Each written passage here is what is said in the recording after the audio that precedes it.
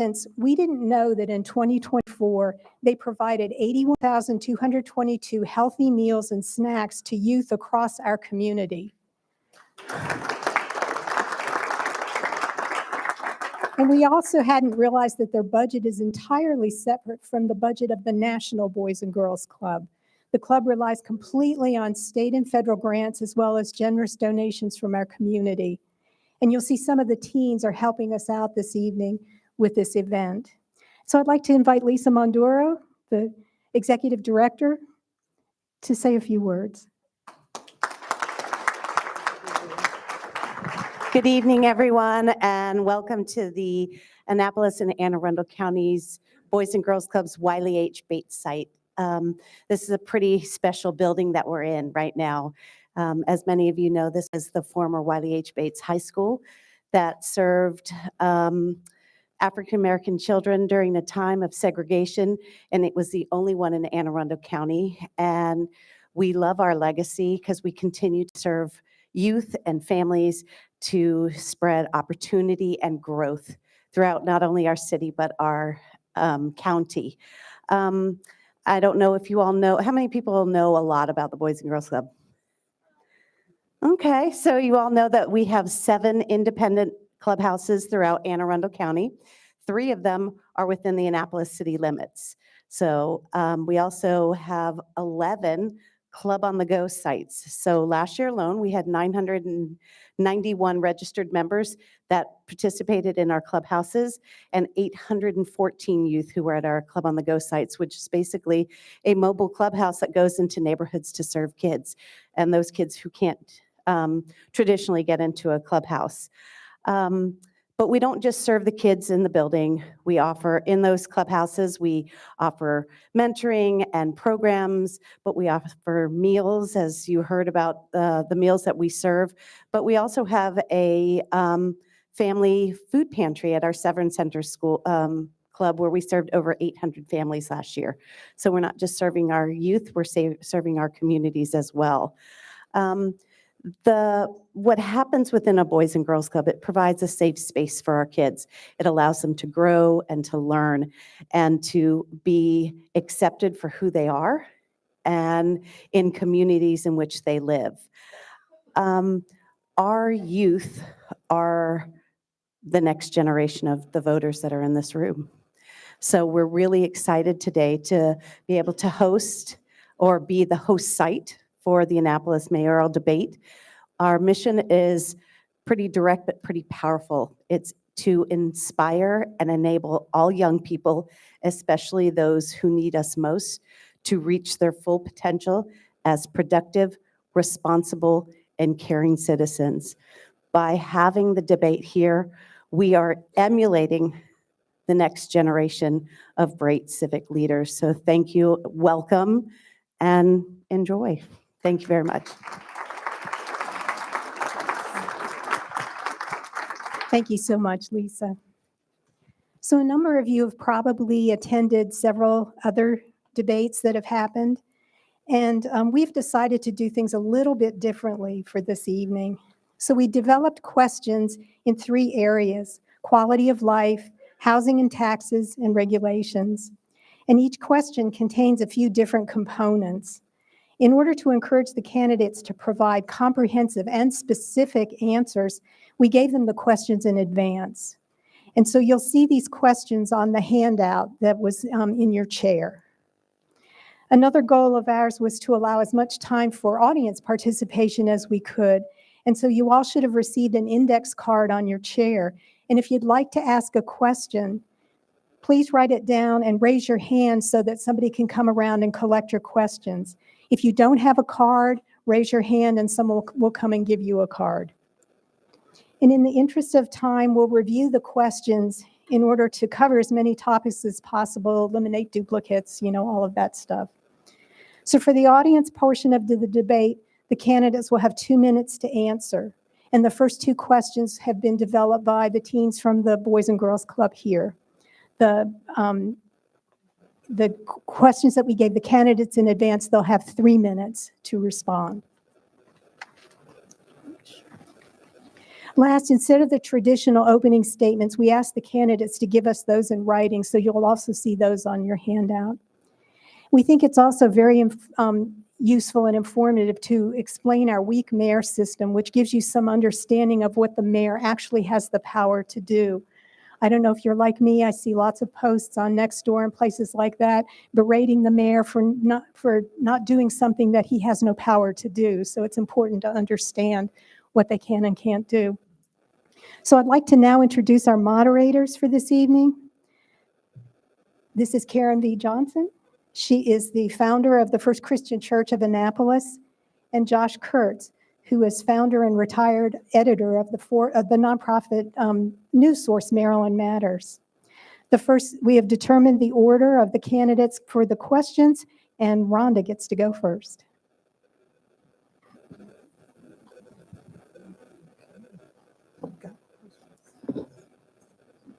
Good evening. Oh, she got it? Okay. So. Hello? All right. Why do you want to be mayor?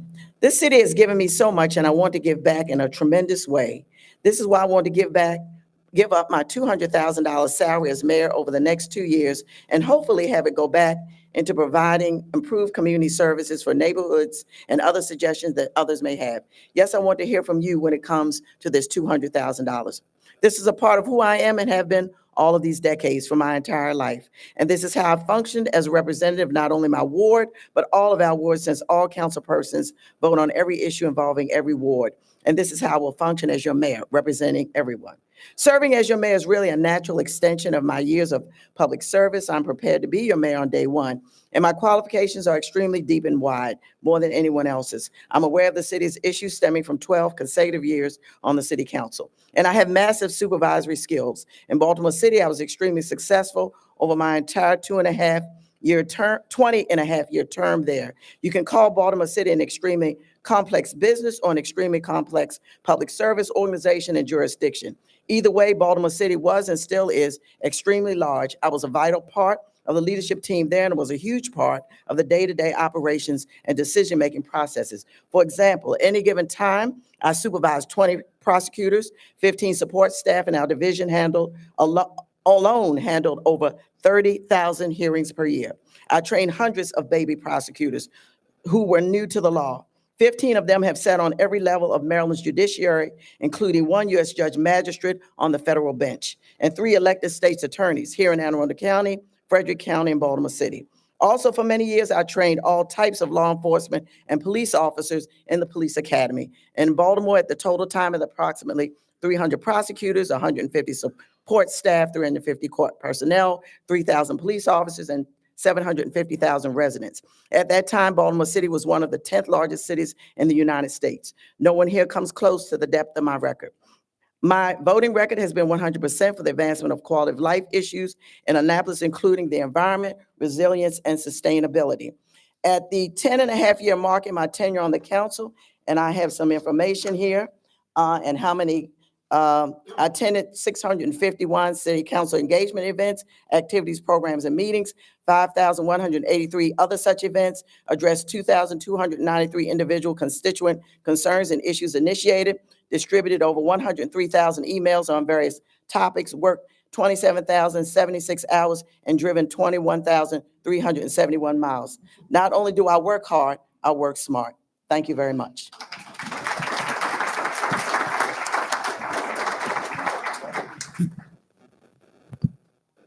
Working? Okay.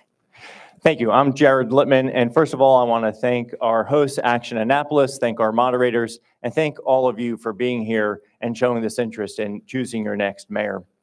Why I want to be the mayor of Annapolis. I love this city. It's a fantastic city. It's got wonderful people, organizations. You really show up not only for events like this, but you show up to city council, you show up for organizations. It's a wonderful city. I've always been someone who has stepped up and served my community in all the ways possible. So back when my kids were young, I stepped up to be a coach, and I coached soccer and baseball for 12 years each. At my hardware store, I listened to residents and customers talk about how at their schools, teachers were taking money out of their own pocket to serve the schools. So I started a Cash for Schools donation program. And including this year's donations, we've raised over $200,000 and donated to our local schools. We've donated even to the Boys and Girls Clubs. So of the 3 Boys and Girls Clubs here at Annapolis, 2 of them have our store paint on their walls and help them brighten up their future for their residents. Stepping up again to serve on the City Council. I represented Ward 5 for 5 years and had the chance to collaborate with my colleagues on the council, listen to residents, and I would always communicate and hear back from residents to what was important to them and then be able to work on those issues. Not only do I step up and involved in the community, but I'm a problem solver. And so again, on the City Council, when I encountered issues that surprised me that they still hadn't been resolved back in, this is 2013 through 2017, I stepped up and not just supported those issues, but I led on those issues, getting the votes to make sure that we made success and we had progress. And I'm very proud of that record. Serving as your mayor is the next step for me to contribute and serve our community. I'm so excited to work on the issues that are important to you. I've knocked on over 10,000 doors, hosted close to 100 events, and the experience of being engaged in the community and hearing what's on residents' mind is what motivates me to work so hard at this, to first get your vote. This is the longest job application I've ever had, and also to serve you as mayor. This is an engaged group. We have a wonderful community here with important, serious challenges to be addressed. And so I hope to use my experience as an engineer, lawyer, business owner, former alderman, and corporate director to address those serious challenges. But I've also been battle tested in having navigated our store through first the Great Recession and then the pandemic. We know that there is a number of issues that could be stressful to the management of this city. And if you choose me to represent you, I will be ready to handle each of those stressful situations with your collaboration, with the City Council, with the employees, to make real, sincere progress in our city. Thank you for your time. Good evening, everybody. Thanks for coming out tonight. My name is Bobby O'Shea, but before I start, I would like to wish luck to Jared and Rhonda on their upcoming primary. And I look forward to having fun in regards to the race going forward. These guys have done a great job. And if you don't mind, I think you should give them a round of applause. Good job, you guys. Good job, Jared. Okay, my name is Bobby O'Shea. Why am I running for the mayor of Annapolis? I'm running to be the mayor of Annapolis for 3 reasons and 3 major reasons. The minor reason is I want leadership that will listen, that will act, and will deliver with measurable results to all of the residents in every ward in the city of Annapolis. Every single ward we have has a different need and a different want. And the issue is when you just potentially focus in on one, or you have people that have one issue that they push on the most, you either ignore or you bypass individuals that need a little more help. I have 3 major things: transparency, accountability, and accessibility. Why? Because first of all, the residents of Annapolis should know that their leaders are making decisions that they know what the decisions are. They're not brought out 2 weeks before or rushed through at the end of terms of elected officials. I think what's currently going on, last night was a great example, how things literally are, it was Monday night, are getting pushed, okay? Why are we pushing things that the next administration should be looking at? A mayor a few years back, Mike Panelides, when the Market House came up, there was 2 years left on the lease. What did Mike do? He said, I think that the next administration should be the ones who decide what's going to happen with that so that they can incorporate it into their views. We right now have a lease that's 8 years still out, yet we're going to vote on it with 2 years. I have an issue with that. I will be transparent, I will be accountable, but let's talk about one other thing. I want it so we are safe. I want it so our neighborhoods are safe and parents in Ward 4, Ward 1, 8, 5, 6, 2, 3, 4 can all have it so their kids can go out and enjoy it and they know they're going to come home.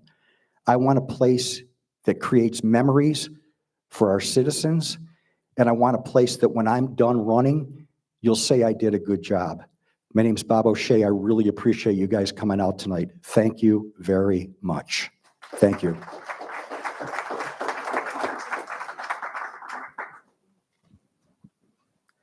Good evening.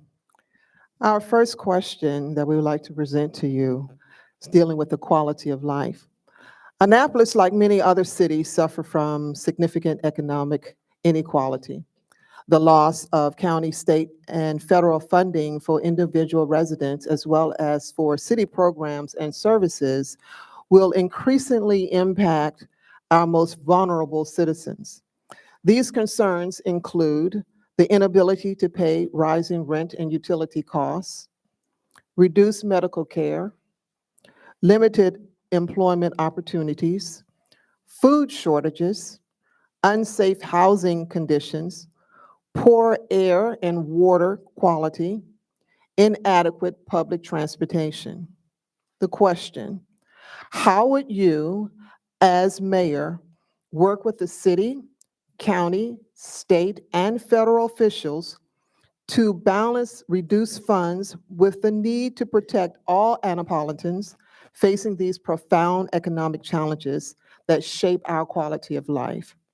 Please identify some innovative solutions to the specific concerns mentioned above. I want to first acknowledge the deep anxiety our residents and neighbors must be feeling if you're worried about your housing, losing your housing, if you're worried about having safe housing, if you're worried about the services that you depend on being taken away, or if you have anxiety about needing those services in the upcoming, the foreseeable future and having them not be available to you. Those are real concerns, and as your mayor and as your city government, we need to be addressing those issues. My experience is the best way to manage a crisis is to be prepared for a crisis. Start managing it before it happens. We have an excellent OEM, Office of Emergency Management Services, that really was wonderful during the pandemic. Very stressful times, but they were able to coordinate to identify the resources that are available, the needs that existed, and the potential needs. And I would collaborate and further that work of our Office of Emergency Management. And so in that instance, they were able to make sure, identify needs for food scarcity, using the Pitt Moyer Rec Center, for example, as a distribution hub and as a shelter of last resort when needed. These are various services that the city can do. I would continue the approach of, in advance, doing an inventory check. If you read my recent article, you know what I mean by doing an inventory check. It's an assessment of what you have today before you have a problem. What are our existing resources? I would also fight for Annapolis for each of a dollar that we can get from our county, our state, and our federal partners. Just because some money is being pulled back doesn't mean that we can't continue to fight for Annapolis. But beyond that, whatever money we get or don't get, we still have to take one step instead of the other. And I have the experience of doing that with my hardware store, of navigating through the pandemic. Very challenging, unfun times, frankly. And it was difficult, but we got through it by getting ourselves educated on what the issues were of the day, working together, and checking in with my employees, checking in, frankly, customers and vendors too. There's all these different parties that you need to work with as a business owner, and I have that same approach for city government. We need to collaborate. So let me give you a few specifics of what I would do. Working with the Housing Authority, I would ensure that the city is a better partner than it is today, where we can accelerate with inspections, permitting requests, and even waiving or accepting certain needs that the private community would have to go through, but we need to make it faster and cheaper and easier for a housing authority. We need to provide better transportation services. So for those who don't have cars and aren't easily accessible, even from like a community like here, it's harder than it should be to get to downtown and other parts of our city. So we need to make sure we're continuing the connectivity of our trails and paths so people can walk and bike to different parts of the city. We should explore community solar so we could bring down the cost of energy for our residents, which is obviously going up for everybody. We have opportunities, and that's my time. I have more to share another time.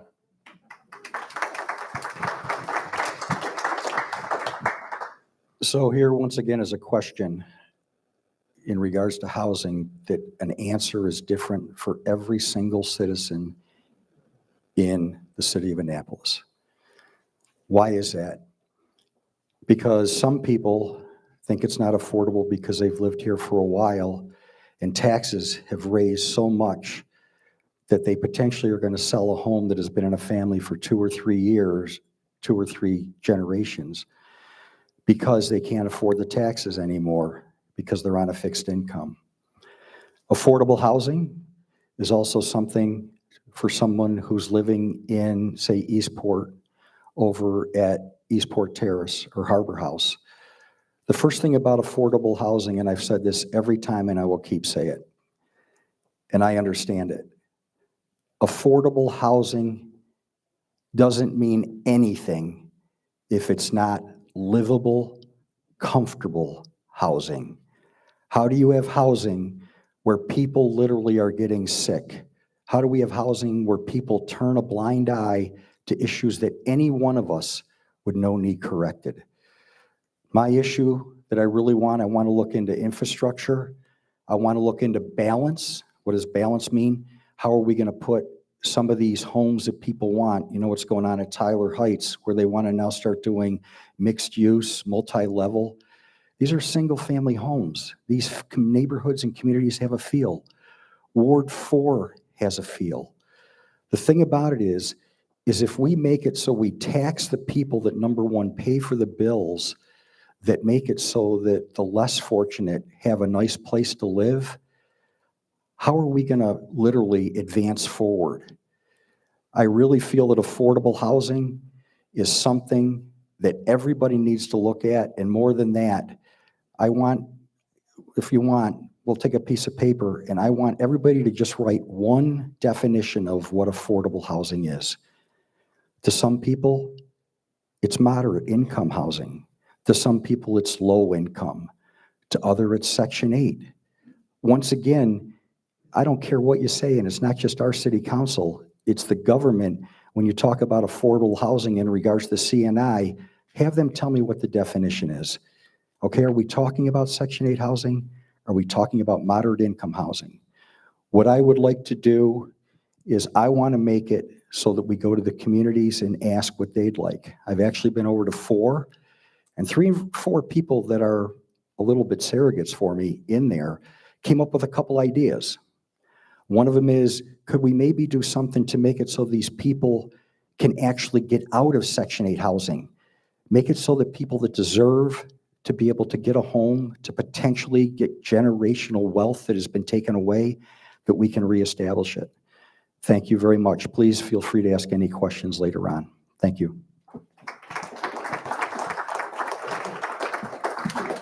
When we look at a litany of these issues and challenges that we have, keywords are collaboration and partnerships and working with those who have expertise in that area. And we're looking at rising rent and utility costs and looking what other jurisdictions may be doing, maybe tenants' rights and rent control options. Reduce medical care. We have an excellent Anne Arundel County Medical Center and also an Anne Arundel County Health Department. And we work collaboratively in the city with them to provide resources and information to those who need them. When we're talking about limited employment opportunities, I myself have initiated at least 5 job fairs. It's been a while, but they were very successful at the Pitt Moyer Center. We've worked collaboratively with the Anne Arundel Workforce Development Corporation, and Mr. Kurt Murray is the ED, and he's been there a while. When it comes to food shortages, we have a wonderful Office of Community Services within our city, and they will connect you with resources that provide food assistance, housing, medical and health, job training and workforce, including re-entry job assistance, rental assistance, school tutoring, summer camps, and more. When we're looking at unsafe housing conditions, definitely we want to increase and encourage and strengthen our partnerships with the housing authority when it comes to inspections and just keeping track of what's going on. I spent 4 days with one housing stock that I have in my ward because there was some angst going on between the city staff as well as the management over there. And I spent 4 continuous days to see exactly what it looks like and what inspections look like. And I learned a lot in that experience for 4 complete days. When you're talking about poor air and water quality, what I will say is this. We within our city can say that we have not had any water quality issues in well over 100 years, but we do, and we are looking at resiliency, sustainability, and I would also like to push tree canopy because trees are really something that everybody can understand, whether you're a child of 3 or a senior at the age of over 80. But we all can admire and be a part of a tree canopy experience. And the next thing I do believe is inadequate public transportation. We are constantly evolving and looking at our transportation in the city because things change within the city. We're looking at data in real time. I'm on the Transportation Standing Committee on the City Council. We've had some issues with parking. And yesterday we subpoenaed Metropolis to come in and respond to certain questions that we needed the answers to. And we rarely use that vehicle to bring people in. But I was not able to attend that meeting because I was preparing for another debate. So, but I'm going to have to be caught up to speed on what's going on. But it's partnerships, collaboration, looking internally, looking externally. We have a wonderful county and they have a lot of resources and we thank them and we're always glad to partner with them and everyone else. Thank you so much.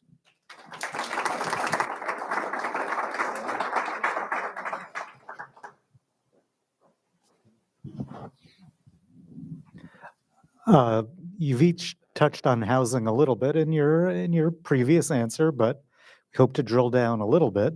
And Mr. O'Shea gets first crack at this question. The high cost of housing, the lack of developable land, and restrictive zoning are some of the reasons that we have an inadequate supply of affordable housing. This shortage is made even worse by people converting their homes to short-term rentals and the lack of incentives for developers to construct affordable housing. In addition, we have unresolved issues with the housing authority properties. So the question, what innovative ideas do you propose to address the affordable housing issue and to build consensus among all constituents? And please describe how your ideas would be implemented. Mr. O'Shea. Thanks, Judge. So a question that I would ask to every single resident is, who should the city of Annapolis, the alderman and the mayor consider first? The people that are sitting here, the residents. So we have a problem with affordable housing, and unfortunately it started, whether you like it or not, with Park Place. All of a sudden, when Park Place was built, the cat was let out of the bag. And what happened is developers figured, whoa, we can do pretty well here. There's a lot of places, there's people that have money. Let's see how far we can stretch the balloon. Why does that make a difference?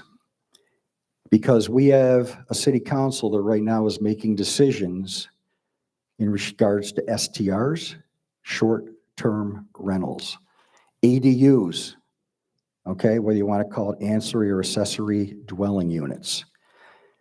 We're talking about house barges, things like that. Who are the people that are going to own these? Let's also talk about duplexes. When you talk about these things, the bill originally started out that it was going to be a bill for residents who own their home. And all of a sudden they made it so that bill was for anybody that wanted to do it. So what is that? Investors. So we have high taxes. We went from 106 million to 200 million in regards to a city budget that is right now out of control. That being out of control, we have to tax.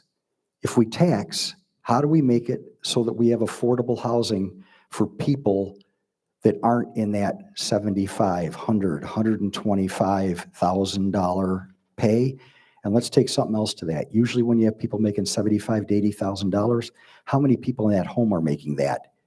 2. So all of a sudden we're at 160, 200.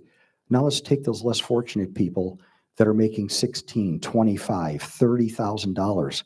How do you afford to live here? It is a big question.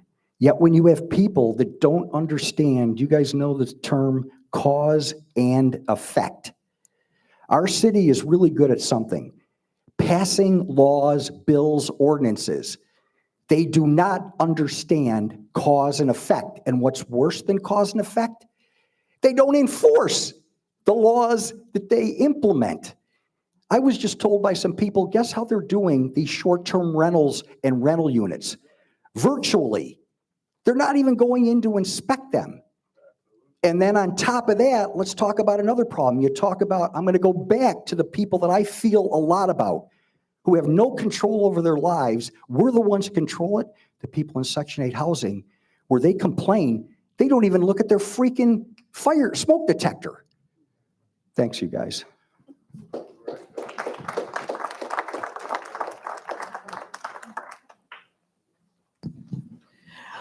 Our city's comprehensive plan 2040 that the council passed in July of last year in many ways is our guide.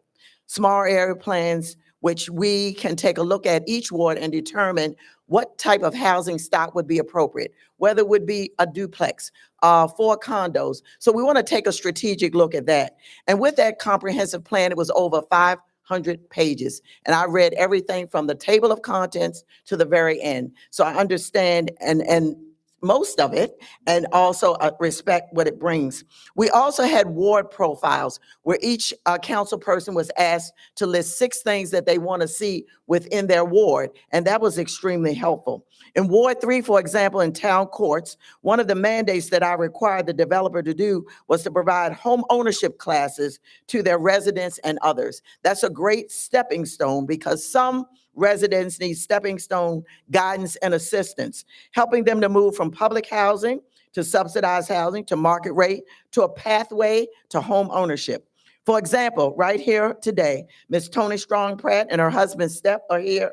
They have programs, My Sister's Keeper, My Brother's Keeper, and the most recent program in first cohort, which I had an opportunity to attend the graduation, help folks from how to read your lease to housekeeping tips and more. It was an awesome program and they are continuing it. In 2017, I co-founded a local organization along with a Ward 3 neighbor and a Cash Maryland leadership staff member called AFEC, Annapolis Anne Arundel Financial Education Coalition. Within our city and county, a cadre of volunteers provide financial education classes to anyone in any organization at any time. So we are already have many mechanisms in place. It's now a matter of coalescing them, bringing them together, and formulating an individualized housing plan for any resident who is interested. We've all heard of the IEPs in the school system. I worked there for 16 years. So I'm looking at an individual housing plan that is strategically tailored for a particular person. Nevertheless, we will continue to work with the HACA, with the Housing Authority, and to obtain any additional funds beyond the $3.3 million for maintenance that we as a city this past spring came and had partners to bring to us that money, city, county, and state. Thank you so much.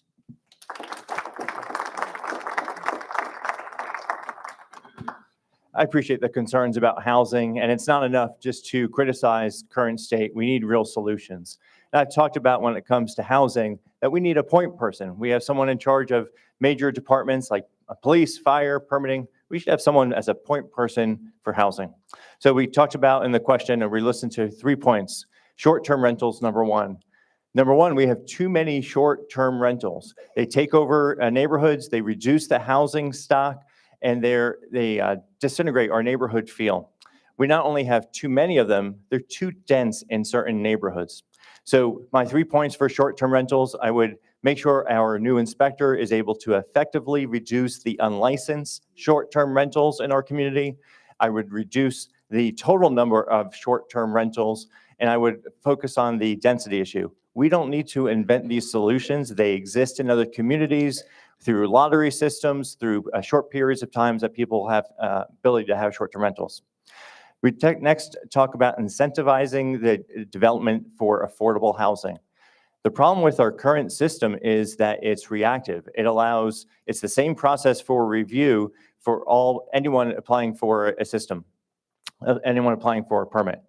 We should have a proactive system that identifies and incentivizes the type of housing we want. We need more of that middle-sized housing to help people make the jump from either public housing to that starter home, or as your sons and daughters looking to stay here in Annapolis, we want them to stay here in Annapolis. So we need more of that middle-sized housing. So how do we do it? We make that the more profitable option by making it faster, less uncertain, and less expensive to do. How do we do that? Number one, we can do more mixed-use housing. How many times have you driven around Annapolis and seen a property that's currently vacant? It's a retail space, an office space, a commercial space. Just like how downtown on Main Street, you were able to have first floor offices, or no, excuse me, not office, but retail or a commercial business, and then you have 2 or 3 floors of housing. We can do that in other parts of our city, and we can allow that, make that less expensive. Other cities like DC allow someone to apply for the city. They can hire or pay for an expediter. These are people pre-approved that are experts in the city code, so that by the time the application gets to the city department, it's already been screened for any deficiencies. Thank you.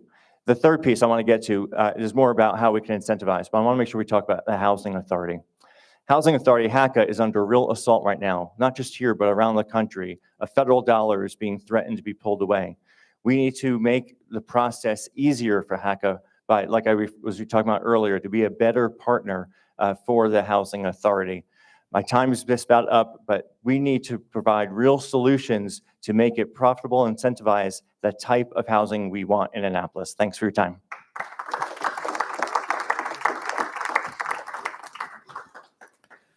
There's a growing dissatisfaction with the delivery of city services that maintain our city. People are concerned about crime, inadequate police and fire protection, the poor condition of sidewalks and streets, the lack of green and recreational spaces, slow and unresponsive permitting that limits economic development and housing improvements. Please comment on the current quality and levels of service provided by the city and offer specific suggestions for the concerns mentioned above that could improve or change some of these problems.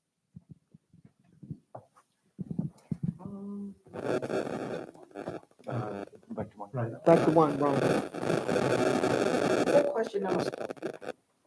Is that question number 5 or Number 3, number 3? right after that. Okay, give me 1 second. Question number 3? Yes, Could you repeat the question? I'm so sorry. sure, that's okay. Mhm.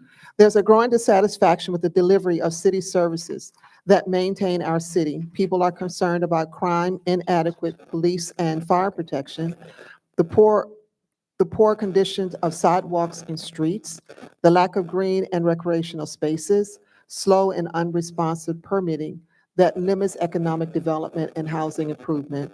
Please comment on the current quality and levels of service provided by the city and offer specific suggestions for the concerns mentioned above that can improve or change some of these problems. Thank you so much. Our police and fire departments are currently meeting and exceeding the national standards and the city standards for adequacy and response time, which is set forth in our code. Again, we will review and assess the University of Maryland workload study for the Annapolis Police Department, and we know we need more police and firefighters. However, our police and fire departments have had to go through extraordinary and rigorous reviews on a national level. As a result, only an extremely small percentage of fire departments in the United States are Class 1, and we are one, which lowers our property insurance rates. And the same can be said for our police department, which is CLEAR accredited. Again, overall crime is down in the city and across the nation, but we continue to have pockets of criminal activity in our city. We're constantly assessing our data in real time. There's always more that we can do. Again, we want to hear from you and what you would like to see happen as far as our police department. We're always there to have community meetings, town halls at any opportunity. We've had several of them. I know with the Eastport Civic Association a couple of years ago, we spent 3 hours and had a community meeting with them. So we're always there to do that. As far as increased fire and police recruitment, Pay can be a hindrance to recruitment. We tout our police and fire departments as a safe place to work. That's a recruiting tool, and that's a recruiting tool especially appealing when it comes to officers and firefighters who have families. About 6 weeks ago, we went through a successful city recruitment drive for firefighters. The word of mouth really does help. City sidewalks and budget for maintenance and repairs and improvements. All of our council persons had it on their radar for this budget, and we provided increased funding for that. Lack of green and recreational spaces. Check out our city's website. For example, we have 42 parks in our city. And so we want to hear from you regarding more recreation or green projects. We have the WE, and we have many other projects that are going on in the city. Please check our website.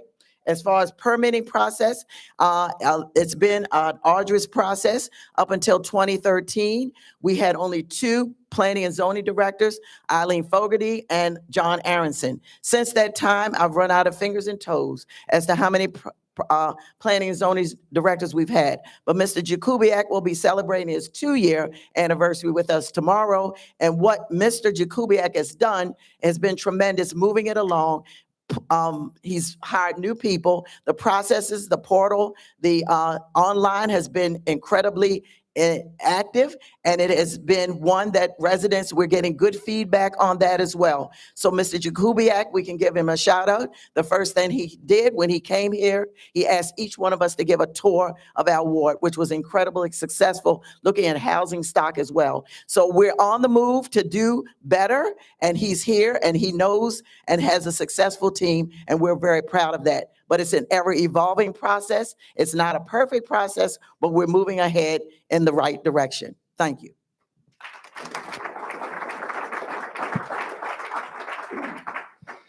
One of the lessons you learn by running a hardware store, you know how many people like to feel ripped off by what your prices are? Nobody. You know how many people appreciate a good value for whatever you're charging? Everybody, whether you're rich or poor and in between. That's where we need to be with our city taxes. I knock, like I said, thousands and thousands of doors. And over, I hear frustration with people's concern about our high taxes and how they keep on going up each year. We need to do more to show value for people's tax dollars and to keep our tax revenue from increasing each year. And so every service the city provides has room for improvement.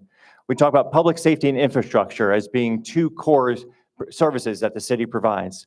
For public safety, of course, we need better investment, and we can make progress. It doesn't matter the starting point. Both of our primary public service departments, police and fire, talk about inadequate numbers in their ranks, that they need more help in their hirings. Infrastructure, how many people have complained, or have you thought about yourself, about our streets, our sidewalks, our crosswalks not being sufficient and not making you feel safe to get around in our city? Or have you noticed that sometimes the crosswalks in some part of our city isn't as high quality as other parts of our city?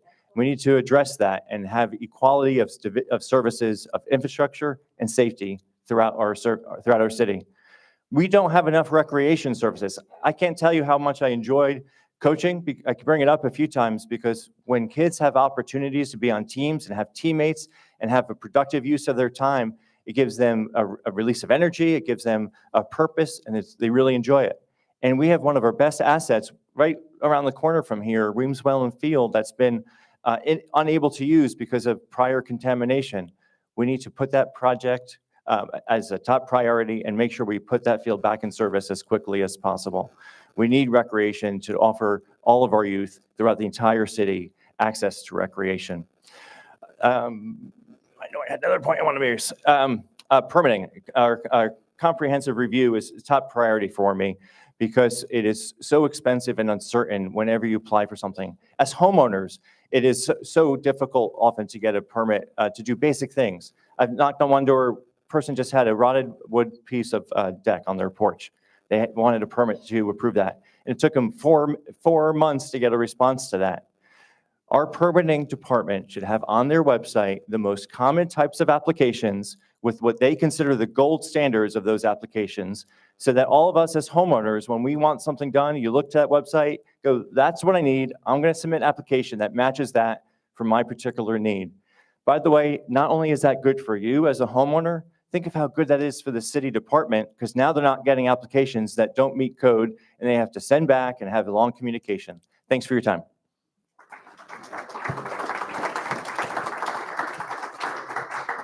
So I give Jared a lot of credit when they ask questions that have like 17 different areas we'd like to go to, and then all of a sudden the one you really want comes up. So I totally understand that. So I already mentioned it. We have a city that has a budget that went from 106 to 200 million. The first thing I'm going to do when I get in, I'm going to get responsible people that understand a city and a county and a state budget. And I'm going to try and, first of all, cut our budget by 10%. I know that it's there, so that means 20 million, but hear me. I just said I'm going to save 20 million, but I'm really only going to save 10, because the other 10, I'm going to reinvest back into Annapolis. How am I going to reinvest it? I'm going to reinvest it so our police department can get more people, so that we're able to get some auxiliary people. We're able to have people direct traffic. How many times you go downtown, you're going, I'm not going there Thursday through Sunday because you don't know how long it's going to take you to cross the Eastport Bridge to go up to Main Street. And all we have to do to fix it, why don't we have not one, not two, but some auxiliary individuals from the police department to direct traffic? Let's talk about parking. I was in San Diego. You guys know Gaslight District? $2 an hour to park in San Diego, California. I parked a day for an hour and 15 minutes. I'll put it on my Facebook page. It was $6.95 for an hour and 15 minutes. So the thing about it is, I think our residents, first of all, are being ripped off. Taxes, fees. Let's have another discussion real quick. How many of you get that capital improvement bill for $100?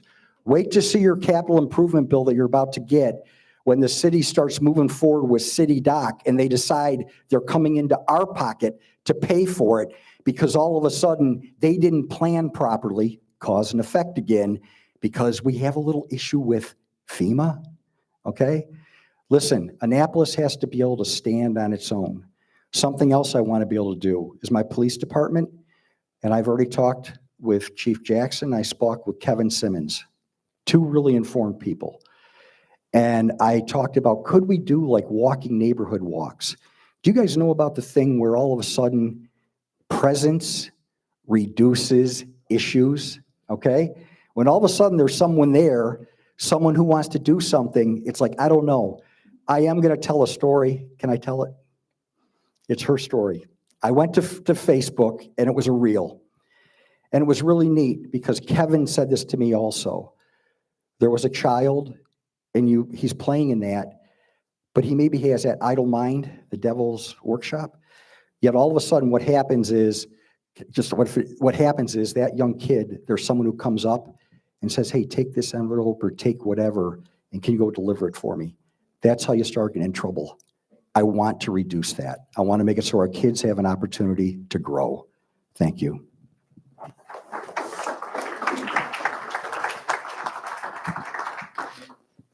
We're getting to the up to the point where there are going to be audience questions. So I think the cards are being circulated and collected. So, last call for those, I guess. And also just a reminder that there's a voter registration table in the back. And thanks to Mr. Thomas for manning that. And the sign, there it is. So we're going to, between now and the audience questions, we're going to have a couple of opportunities for the candidates to kind of sum up. And while we're still assembling the audience questions, a question for the candidates, beginning with Mr. Littman, is, as mayor, what would you do differently from current and past administrations?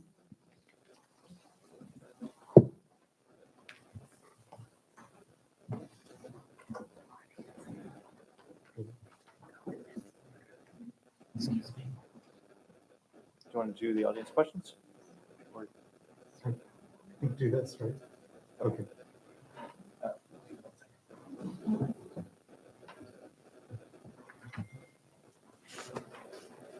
And how much time do I have? 2 minutes?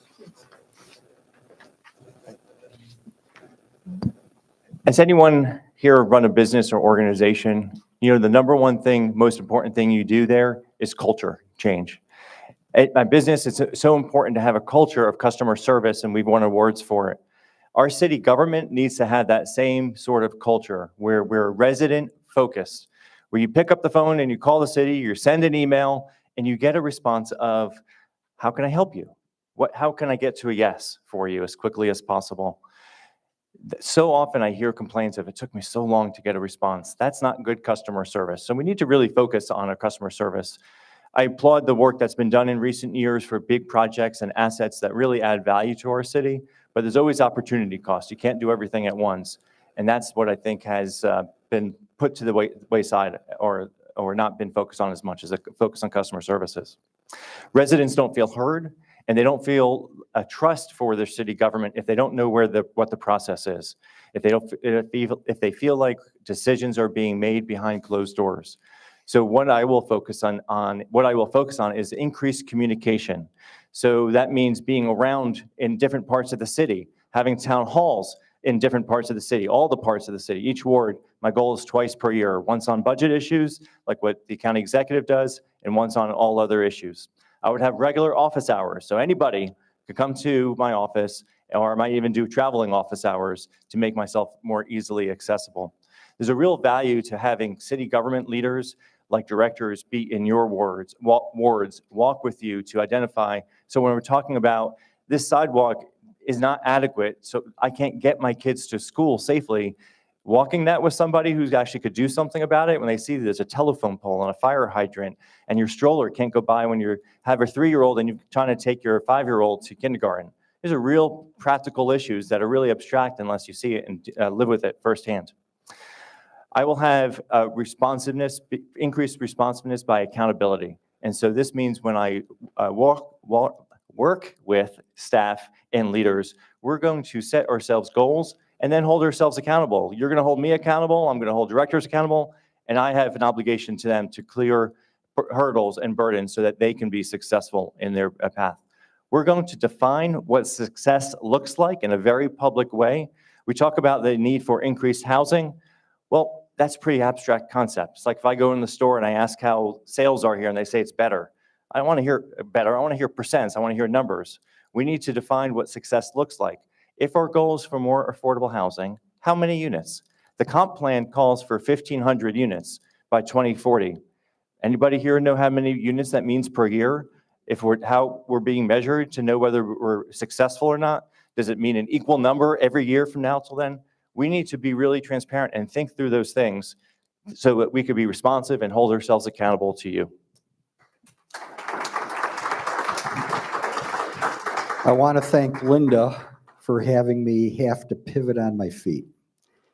Your opening statement was the problem with Annapolis.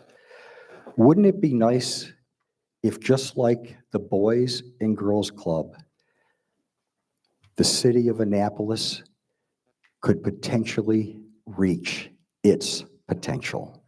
So thank you for saying that. Why do I think we can do that? Because first of all, I think that the city wastes money. I think that we have good employees. Let's talk about regulations for a minute.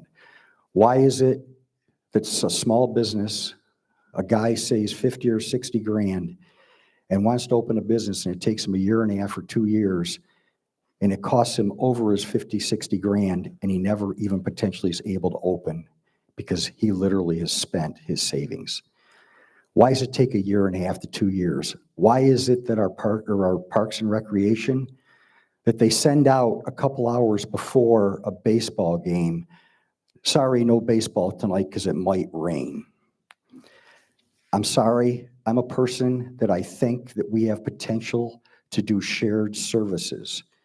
Shared services with the county, shared services with the state. And oh, by the way, there are people that have worked with this, and there's individuals that if we could reach out to them, in a way the skids are already greased where we could reach out to the county and say, hey, you guys, we came up with 8 things here, but why not 5 of them? Let's try and enact, okay? I'm not saying getting rid of people that work in Annapolis. Yes, we are going to probably reduce the staff, but we're going to reduce redundancy. And I think some of the redundancy is actually in an administrative level, not in the people that do the jobs. It's just like schools. Why is there so many people over on Riva Road where that money should be going to the kids at a school and the teachers that teach our kids? So there's where some of my issues are with the city. So I would like our city to reach its full potential. I believe that everybody should have an opportunity. I also believe in tough love. And tough love is something that when someone does something, you scare them a little bit to not do it again. When all of a sudden you make it so they just literally get in a perpetual wheel and do it over and over and over again. What is that saying about, help me out, you guys, where you do something over and over again? And the reason, thank you. I can't wait to talk to you. So anyways, redundancy. I really want to make a difference. My name is Bob O'Shea. I will work with every single person in this city to make Annapolis the Boys and Girls Club. Thanks, you guys. I appreciate it very much. First of all, out of respect for the two prior administrations that I worked for, I want to thank them for the service that they have provided. And I think that's extremely important to say under Mayor Buckley as well as under Mayor Panelides. I would increase our inclusivity and connectivity in our neighborhoods and among and throughout our neighborhoods. We have a stellar bond, 3 stellar bond ratings, and I think we're proud of that, as well as our county has the same. So it's good to have your surrounding jurisdiction the same. Also, we brought some ingenuity. Nevertheless, we need more focus on our working class and on our public and subsidized housing community residents. There's always more to do. Strengthen our relationships with the housing authority, their resident councils, community associations, and homeowners associations. Regularly schedule town halls and community meetings in every ward as we gather feedback and solutions along the way. Expand public comments at city council meetings, including a set-aside time for residents of public and subsidized housing on a monthly basis. More clarity and structure as to who has responsibility for what in terms of inspections and maintenance in public housing. Increase sidewalk repairs and improvements, and that's a public safety issue as well. Continue to emphasize and evaluate and improve our permitting process. Our planning and zoning director tomorrow, again, is serving 2 years. More emphasis on police recruitment and reaching standardized police numbers per 1,000. 3.2 per 1,000 is not enough. And this comes from our adequate public facilities in our code. And we will be reviewing and assessing again our workload study. Evaluate more improvements to be made regarding short-term rentals, especially when it comes to the availability of housing options. Complete the City Dock project, and we're looking at other ways, and if we don't get all the funding, alternative ways to complete that project. But the resiliency and the flood mitigation will be there.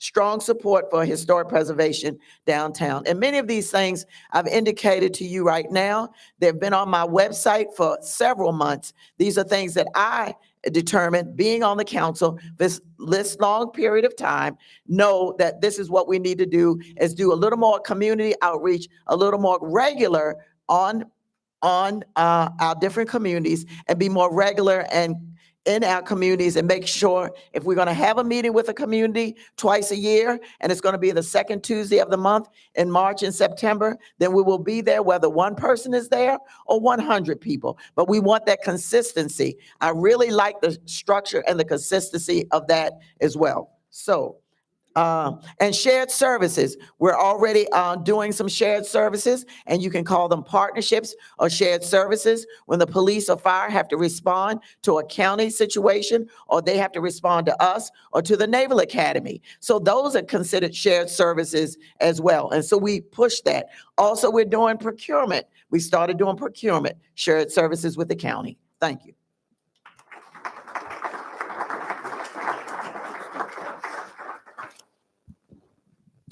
Here's our first question from the audience. Nonprofits, especially youth-serving organizations like the Boys and Girls Club, play a vital role in filling gaps for children and families in Annapolis. providing safe and recreational spaces, meals, mentoring, and opportunities that help young people reach their potential. As mayor, how will you commit to ensuring stable and sustainable funding for nonprofits that serve our city's youth? I think, Bob, you're first this time. So first of all, I think we need, and I mentioned this at another forum, we need to think outside the box. Let's be straight and honest with everybody. Right now, where money's coming from beyond the city is undetermined. Okay, whether it's a city dock, whether it's for HUD, whether it's whatever it may be. So what do we need to do?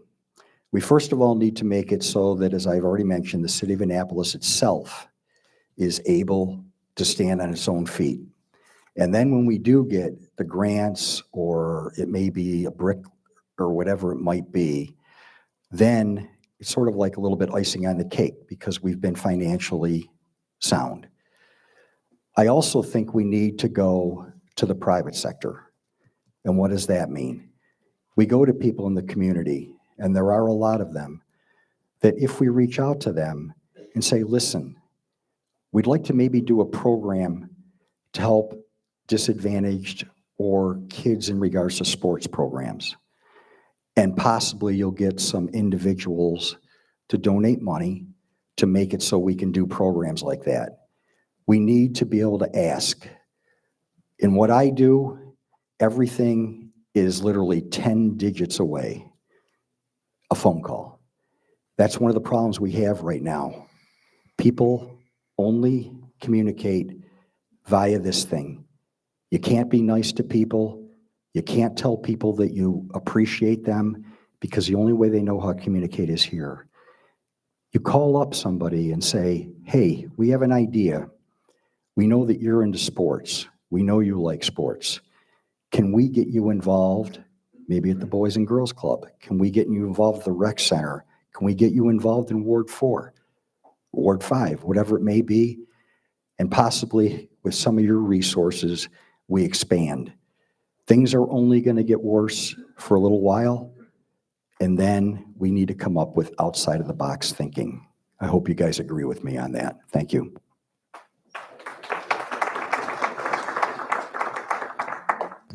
As far as nonprofits are concerned, they're extremely important to the city of Annapolis. In fact, we now have an Office of Community Services, and they're strategic in working with many of our nonprofits. During COVID, we really saw the importance. Dr. Erin Snell, and I want to give a shout out to her, because we worked with her group, and she had organized the nonprofits as well as the school system. And I was working for the school system at the time, as well as being on the council. And we did tremendous work through the nonprofits, getting through COVID and what we had to do to make sure that everybody needed what they needed to need and have what they have to have. And so it was a very great opportunity. We met once a week to see what the needs were for those who depended on the nonprofits, whether it's Seeds for Success or whoever it was. I think she put together an organization, and I went to several meetings, about 30 nonprofits, and it was growing. But now I think it's waned a little bit, but that's something we can certainly move forward with. Regarding, there's something on my website that I put on several months ago, and I've thought about it for a couple of years, to establish a city foundation. If you want to donate $5, $10, $500, $5,000 to a city foundation, then what we can do is take a look at that and use that to take care of some needs within the community. I talked to Teresa Sutherland several years ago when she was our city manager. It was something that we did not pursue, but I still want to pursue that under Pendell Charles administration, because I think we've got a lot of resources in this town, a lot of people who can readily give up $200, $250, $300, $500. And we want to be able to utilize that money and you to get a tax write-off for that money. So that's what I'm looking at, and it's on my website. It's been out there for several months. Thank you. When I got on the city council, I was one of my assignments was the Housing and Human Welfare Committee. And I went in thinking city budgets should be very strict, disciplined, and we should not be giving out lots of money to support lots of organizations. That's how I started my city council term. But being on that committee, we reviewed grant applications, and I got to know probably, if not dozens, it could even be hundreds of organizations in this city that do such critical work and critical services, and frankly, at a fraction of the cost that it would cost the city to do these things. These organizations make sure people have food, have shelter, have clothing, have diapers, that our trees are saved. Shout out to Save Our Trees, that with the ivy cut off. There are so many valuable organizations in the community, and we would be in desperate condition without them. So we need to make sure that these organizations continue to thrive. Now, is there some duplication of services? I think there is. And so I would continue the grant programs that the city offers for these services. I would perhaps make it more closer to an RFP. So instead of everybody who wants to apply for a grant and the city ends up giving, say, hypothetically $20,000 to 4 different organizations that do the same, so they each get $5,000 for doing similar services, I'd rather the city pick one entity that's going to get the $20,000 and have those organizations work together in the most efficient way possible. These are critical services. We're entering potentially very concerning, scary times, and we do need to rally together as a community to support these entities. This city cannot do it themselves. We do not want people in the streets that are homeless and others have other needs to just be ignored, and we do need to rally behind them. I do like the idea of a foundation, because you can't, if you want to give money to the city right now, there's no vehicle for doing that. And so you do need some sort of a foundation vehicle, so I applaud the idea. Oh, my time's out again. Thank you.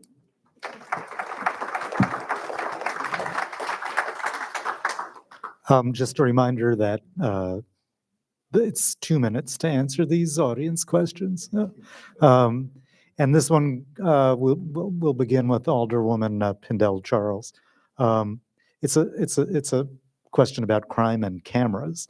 Would you support legislation ensuring that neighborhoods with high crime have working and up-to-date cameras? And would you consider imposing financial penalties on property owners for non-working cameras? Ms. Pindell Charles. Yes, I support having cameras in neighborhoods. A lot of our residents have asked for them. Recently, Debbie Odom, who's running for Ward 3 Alderwoman in my place, and I did a walk within one of our communities for about 2 hours with one of the lieutenants. And we went through the entire process for about an hour and a half or so, looking at the camera situation and what was working and what wasn't working. And so we've done these walks in different communities, looking at what's being done. I know that the police department is looking at the camera situation, and we are very cognizant, and we do that on a very regular basis, and we're very proud of what we do when it comes to the cameras. Now, as far as financial penalties, I think that could be something that's definitely looked at. Of course, we want to give due process and notice to these owners of these properties to make sure that they know that these cameras have to be working, because it is a public safety issue. And if we don't consider public safety, visitors won't come, businesses won't come, people don't want to live here. Everything that we do centers around public safety. So anything that we can do to make people safe, I think is a great idea. I want to do it constitutionally to make sure that we have sound grounds to do it legally, but we definitely talk to many residents, and they are very supportive of the camera situations. And when cameras are out, we want them to tell us when they know that the cameras are out, especially those property managers on those properties. We want them to be informing us of what's going on in the community, because we've had a lot of great success in really being instrumental in having communication with a lot of our communities. So yes, we definitely want that, because in many ways, the people are asking for it. Thank you.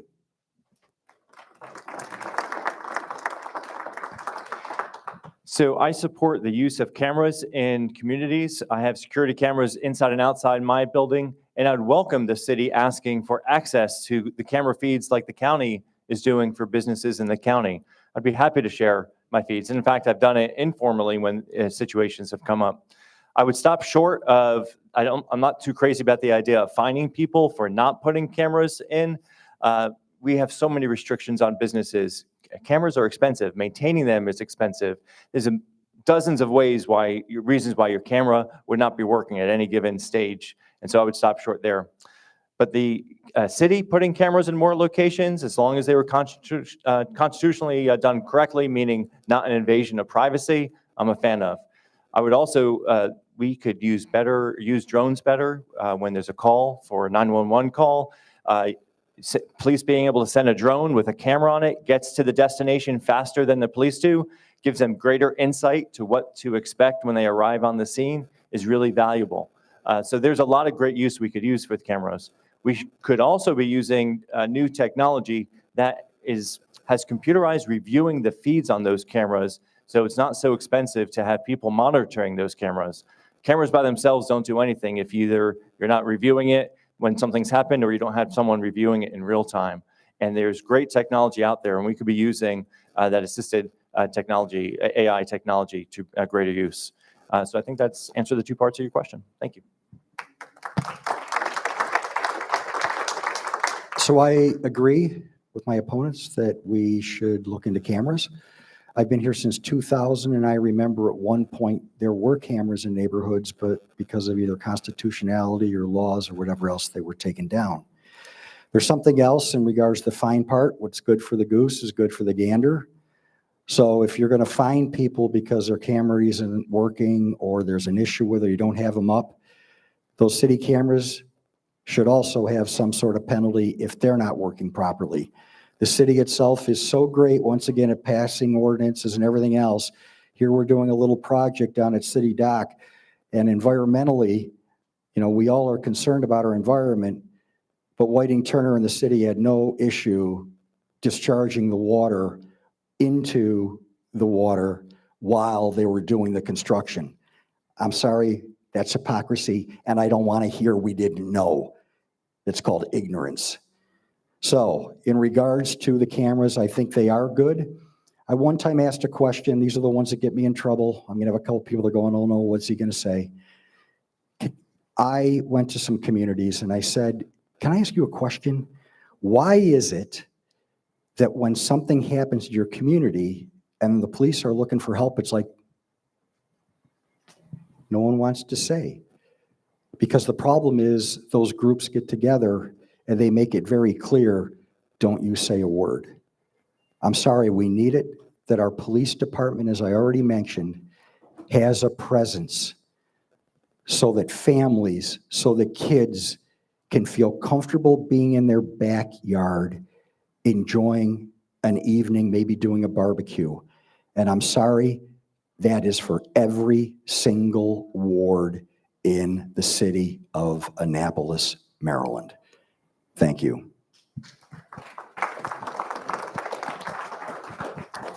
Our next question again is asking for you to be very specific. Uncontrolled stormwater runoff from large developments in the county have repeatedly damaged city waterways like Back Creek. As mayor, what specific intergovernmental systems will you create to proactively prevent this, and how would you hold the county financially and legally accountable for future damages? Who was first? Yeah. Lost track. So the city and the county already work collaboratively with an entity called the Resilience Authority for Annapolis and Anne Arundel County. I am honored to be a volunteer board member. I was treasurer for a couple of years. I stepped away from the treasurer role, continue to be a board member.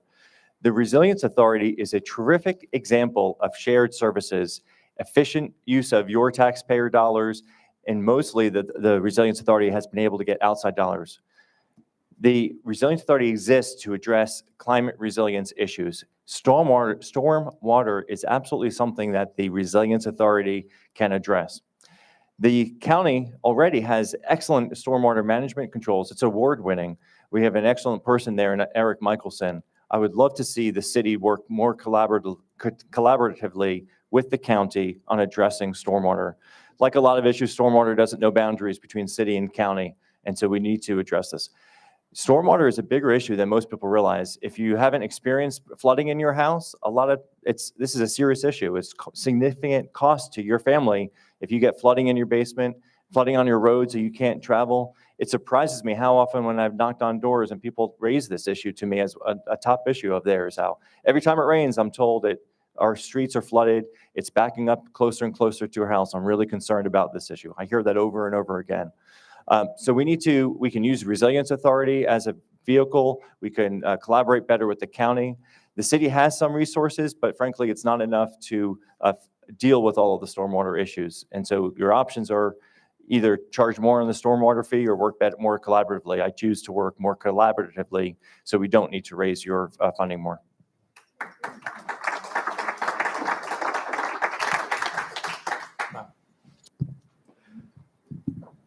I like questions that reinforce your last answer. So I live in Murray Hill. I live a stone's throw from Bates. I'm also fortunate enough that we have a big, huge field back there where people do their dogs and communities play volleyball. Why do I bring that up? Because on the bridge that goes over to the Children's Park, I want you to take a look at a pump that's there that belongs to the city. If any of you live on the water and you accidentally discharge 50 gallons of raw sewage, you will be having a visit from the DNR and be having a good day. Not. Yet, the city went on a weekend where there isn't anybody working, and I have been there when it happens. They do a battery backup now, which they didn't previously. They discharge 50,000 gallons worth of raw sewage over the weekend in the head of Spa Creek. The county does it too. And if any of you don't believe me, look up on the internet and type in that the city, the county has suggested don't you or your dogs or anybody go in this water for the next 2 weeks. Once again, I'm reinforcing what I said a minute ago. Hypocrisy. If the city itself can't enforce its own laws, why do we expect the citizens to worry about it? We have a wastewater management problem, and the way you correct it is you make sure that you have state-of-the-art, up-to-date. I'm going to agree with in regards to you can have AI, you can have computers that are literally evaluating what's going on. And I'm sorry, we need city employees that are in some of these positions that if something happens, you guys, can you come in today and get that thing fixed? Because I don't want to have to tell people their dog can't be in Weems College Spa. So look it up.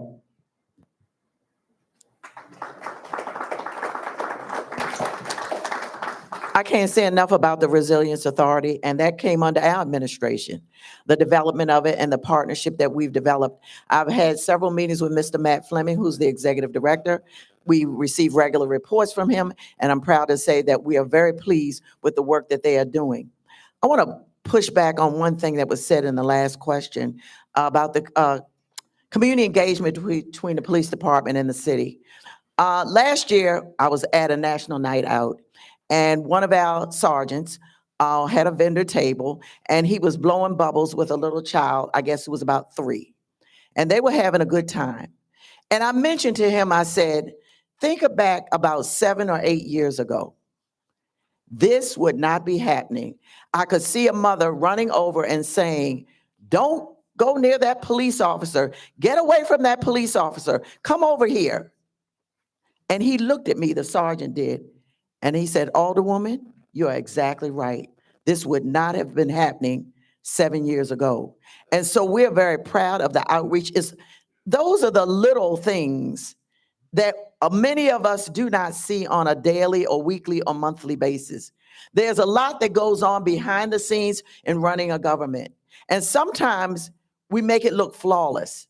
But there's a lot that has gone on behind the scenes that the public does not know, and understandably so. but we're very proud of what we have done, what we're doing, especially when it comes to public safety. And these are the things that make a huge difference that many people do not, like I said, see or bring to bear. But it's my responsibility to bring this to your attention, to say, these are some of the things that are happening in the city that are good things. People are coming here for a reason. People are working here for a reason. They want to be here. We're in many ways our own worst enemy because we have a lot going for us here in this city. And I'm very proud to be a part of this city and this administration, my family for 3 centuries. Thank you.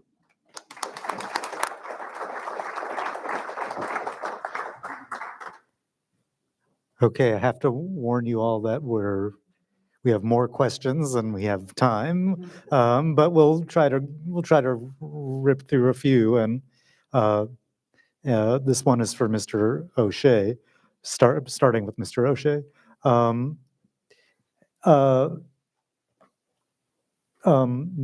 And this is about nuisance violations, and the writer suggests that nuisance violations as laid out in the city code aren't being enforced in the city.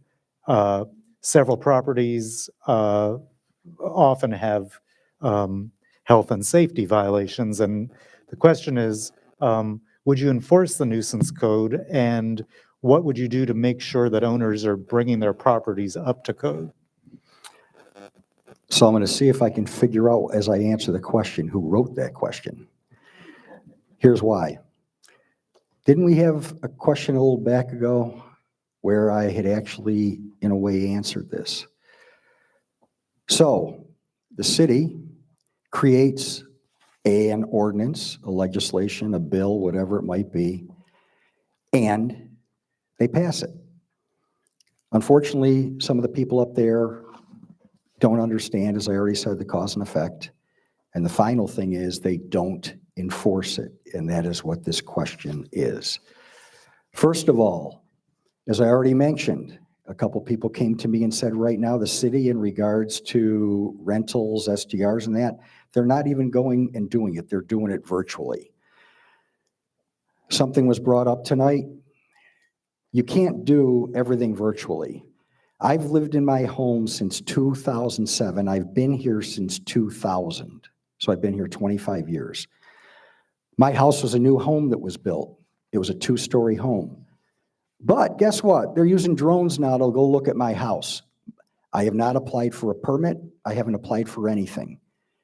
Yet guess what? My house that used to be 2 stories, because the drone saw a dormer, and AI said there's a dormer here, which means there must be another half a floor.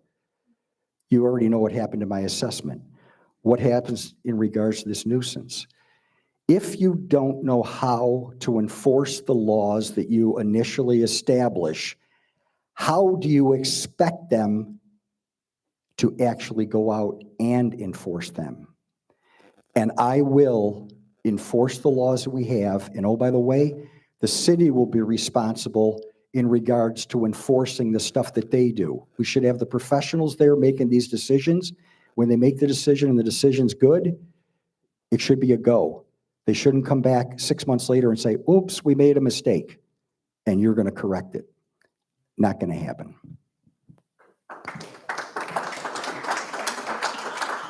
Regarding the nuisance violations, and we have a portal on the city's website. Anytime anyone sees anything out of order, I'll call it that, there should be, and there is, a response, because we see the responses.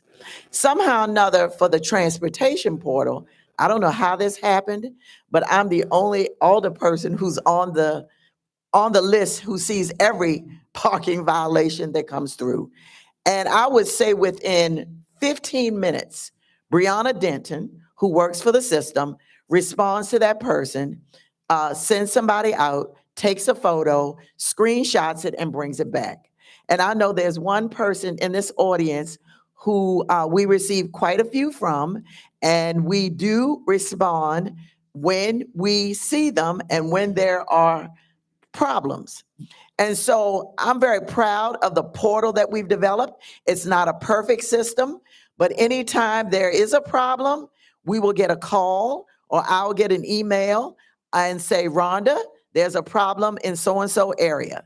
Whether I'm in the grocery store, whether I'm at a funeral, whether I'm at the post office, I try to take care of it on a personal level, no matter what ward it is. So we try to be extremely responsive. We're not perfect, again, but I see everything, and we see everything that comes through that portal, but I see everything that comes through the Department of Transportation. And if there's a problem, we need to know about it, and we will try to rectify it and fix it. But we're doing the best that we can, but we can always do much better. Thank you. This is one of those funny questions I actually have a lot of strong feelings about. You see, prior to running the hardware store, I was in Montgomery County in the county attorney's office, and I did code enforcement, which means I was a civil prosecutor going to court and had 100 of these types of cases on my docket at a time. So I have a lot of feelings about code enforcement. The short version is this: we need uniform enforcement. Some of our laws are stupid. Have any of you put out your trash cans before 6 p.m.? You're in violation if you have. Should we cite that? No. We should change the law, frankly, so that you're not in violation. But where we're enforcing the law, we need to be uniform about it. So these types of violations, they're civil penalties. So you're not going to jail, but you're getting a fine. And the point of the fines isn't to collect revenue. The point is to incentivize you to fix the underlying problem. And so we need to do that. We have a lot of nuisance violations in the community that are there for good standards so that our neighborhoods we maintain a high standard. You don't want your neighbor to never mow their lawn and allow their grass to get 3 feet high, or for vacant properties to just go unattended and have them be an attraction to rodents and all. So the violations and rules are there in place. Do some of them need to be fixed? Like I said, absolutely. So yeah, it's one of those weird things I feel very strongly about. It's interesting to me as well, because code enforcement is important to me. And I've asked our various employees and directors, who does code enforcement here? It was actually surprisingly hard to get an answer on who is responsible for different departments. There is room for improvement in our city attorney's office, working the various departments, of having a smoother a course of who's responsible for it, writing the violations, and evaluating whether this is something that the law should be changed, or should we work with this person? Or actually just hold the person accountable and take them to court. And the violations is the fine is one issue.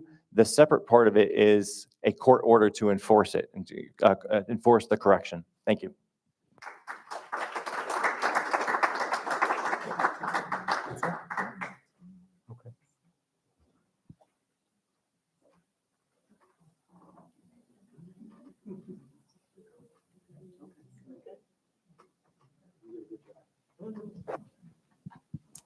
So we are out of time, but the candidates have all graciously agreed to stay after and to talk to any of you who didn't get your questions answered. And I would like to thank you all for coming out tonight, and also for our moderators for the great job that they've done. Julian, for the great job you did. And again, thank you so much for coming out.